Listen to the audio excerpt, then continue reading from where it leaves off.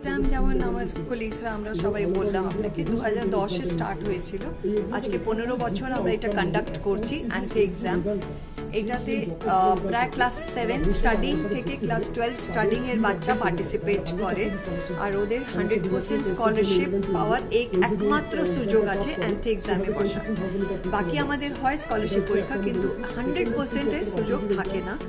So this is one opportunity যেখানে বাচ্চারা বিনা পয়সায় আকাশের মতন একটা ইনস্টিটিউটে পড়ার সুযোগ পাবে। So my message to the society is and a request to the press people that please convey করুন সবাইকে, সবাই যেন জানে কি আকাশে অ্যান্থে লঞ্চ হয়ে গেছে, রেজিস্ট্রেশন স্টার্ট হয়ে গেছে। পরীক্ষা হচ্ছে 22শে অক্টোবর থেকে 27শে অক্টোবর অবধি। 20th and 27th অফলাইন মোডে পরীক্ষা হবে, আর বাকির দিন অনলাইন মোডেও পরীক্ষা আবার প্ল্যানিং আছে। ওরা অনলাইনে অ্যাপ্লাই করতে পারে, ইনস্টিটিউটে এসে অ্যাপ্লাই করতে পারে, স্কুলের মাধ্যমেও করতে পারে, বিকজ আমাদের টিম স্কুলেও খবর দিয়ে দেবে, ফর্মস থাকবে, স্কুলের মাধ্যমেও ওরা সব জেলা অ্যাপ্লিকেশন বাড়াতে পারে। সব জেলা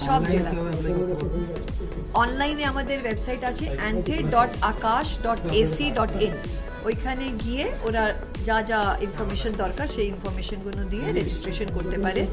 15 অগস্ট অবধি অ্যান্থে রেজিস্ট্রেশনের ফিস হচ্ছে 100 টাকা, তারপরে ফিস হয়ে যাবে 200।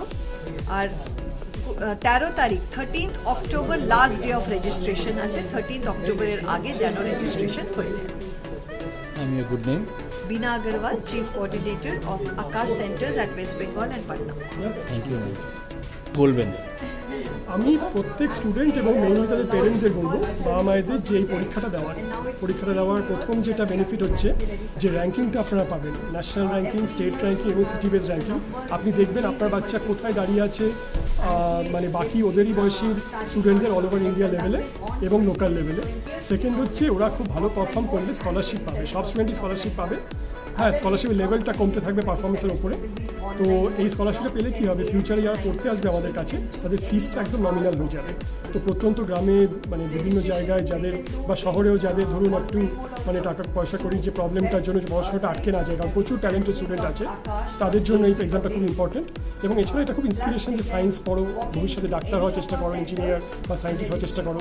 যার জন্য টপ 5টা স্টুডেন্টকে আমরা ফ্লোরিডা নিয়ে যাবো, কেনেডি স্পেস সেন্টারে, যেটা নাসার একটা স্পেস সেন্টার। ওখানে গিয়ে ওরা সেই অ্যাস্ট্রোনটের সঙ্গে কথা বলতে পারবে, ওরা রকেট প্রজেক্টগুলো দেখতে পারবে, এই সমস্ত ওখানে। এটাই আমাদের ইন্সপিরেশন। এবং আর বলবো যে কনফিডেন্স রাখো, নিজের ওপর কনফিডেন্স রাখো, ভয় পেও না। এক্সামগুলো কম্পিটিটিভ, কিন্তু তোমাদের বয়সী স্টুডেন্টরা এগুলো লেখে। তো এখানে এখন থেকে শুরু করলে, আর আমরা একটা কথা বলি ম্যানেজমেন্টে, ক্যাচ দেম ইয়াং। তো ক্লাস 7-8-এর স্টুডেন্টরাও কিন্তু এখন থেকে শুরু করুক। অলিম্পিয়াডস, এমটিএস এগুলোর জন্য আমরা গাইডেন্স দিই, এনএসসি জেএস বা যে স্কলারশিপ এক্সামগুলো আছে। তারপরে 11-12 উঠে মেডিকেল বা ইঞ্জিনিয়ারিংয়ের প্রিপারেশন যার যেমন ইচ্ছে করতে পারে। এটাই। স্যার আপনার নামটা?